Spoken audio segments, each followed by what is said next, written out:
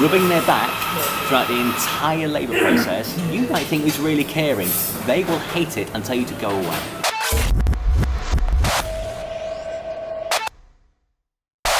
Lewis Christopher Burks, he was born January the 7th, 2015, 2:33 p.m, and he was 7 days late. So he was supposed to be born on New Year's Day. So we didn't go out New Year's Eve, obviously, Claire was heavily pregnant. And it got to January the 1st, and no Lewis. So we went back to the doctor, and we went every single day after that. And it got to January the 6th, and our doctor, who was amazing, she said, listen guys, I'm going to have to induce Claire. It's not safe for Lewis to be in there anymore. You're going to have a baby tomorrow. And if you and your wife, girlfriend, partner, ever been in that situation, you know that is the most scary moment. Now, you've had 9 months to prepare for a baby, but when someone tells you you're having a child the next day, somehow it feels more intense. I know it did for me, and it just hit me. The realisation hit me that day that we were having a baby tomorrow, which is a really weird thing. You've got all that time to prepare, but you get to that moment and someone tells you you're going to be a dad tomorrow. So we had to get to the hospital for midnight. Claire was induced at 2 a.m, and by 5 a.m, that's when it really started to kick off. Claire was getting her contractions, the pain was starting, and obviously they were becoming more frequent. It got to around 7, 8 o'clock, and that's where Claire became really uncomfortable. Now the thing is that we had a birth plan. We sat down before and we decided that we wanted to be as natural as possible. Claire wanted to walk around.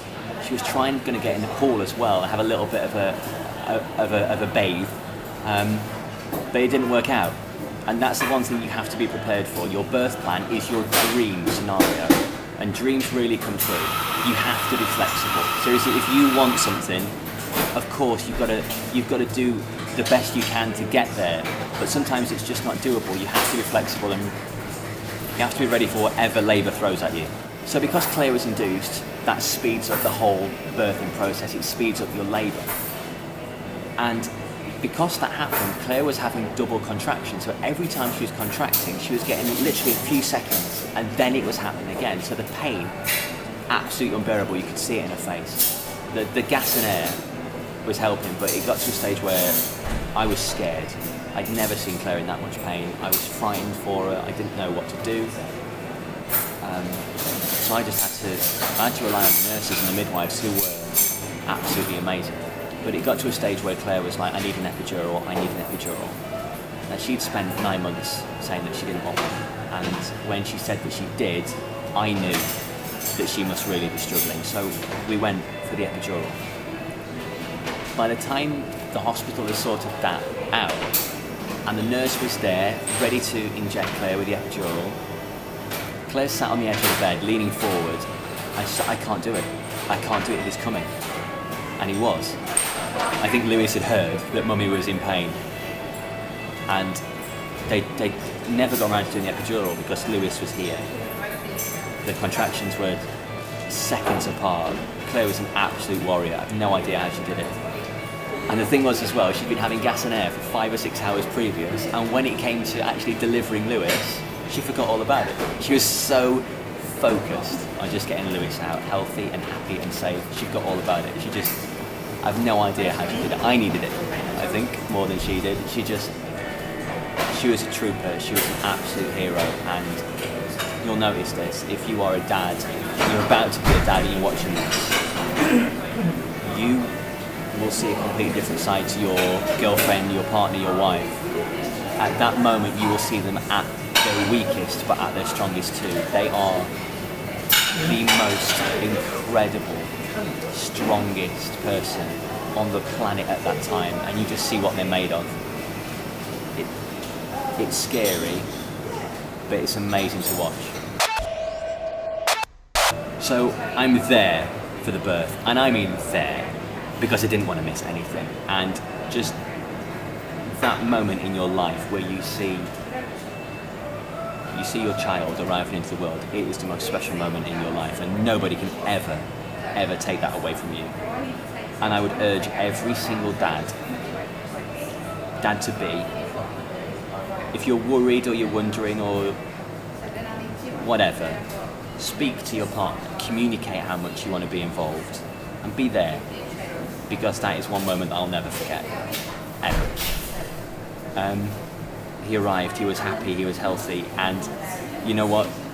When the nurse or the midwife takes the baby from your partner, your wife, your girlfriend, and you, and has to do the checks, don't hold your breath. I did, and I nearly passed out, because there was that moment where you just go, okay, we're waiting for a cry, and it could be 5 or 10 seconds, which really is nothing in the real world, but when you hold your breath, it feels like hours. It really does. But then they cry, and then they start to flap their arms and legs, and you just think, that moment, you'll never forget it. Okay, Dad, so top 3 things that you need to be prepared for and need to be ready for in the labour room. You need to be prepared for everything, and that means take stuff with you. Okay, so obviously before the big day happens, you've got the bag packed, it's ready, it's by the door, and everything that you need for Mum is in there. Take some stuff for you at the same time.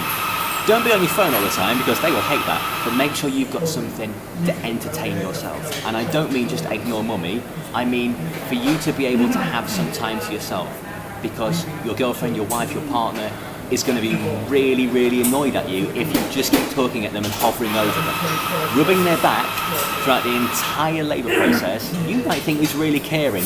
They will hate it and tell you to go away.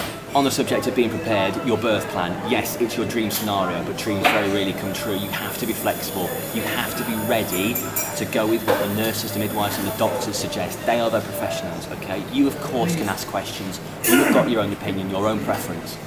But in the end, baby has to come out safely, and they know what they're doing. So if you have to deviate from your birth plan, so be it. And the most important thing that you have to remember, you are the voice of your wife and your unborn child. Your voice has to be the loudest and the most confident in that room. Your wife is in deep labour. She's experiencing pain, emotion that she's never experienced before. Her body is going through something that she's been prepared for her entire life, but she's never had to deal with before.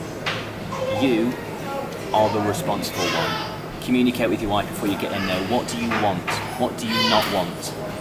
You have to be the loudest voice in that room. Stand up for your wife, your girlfriend, your partner. Stand up for your unborn baby, because only you will. You have that responsibility as a dad.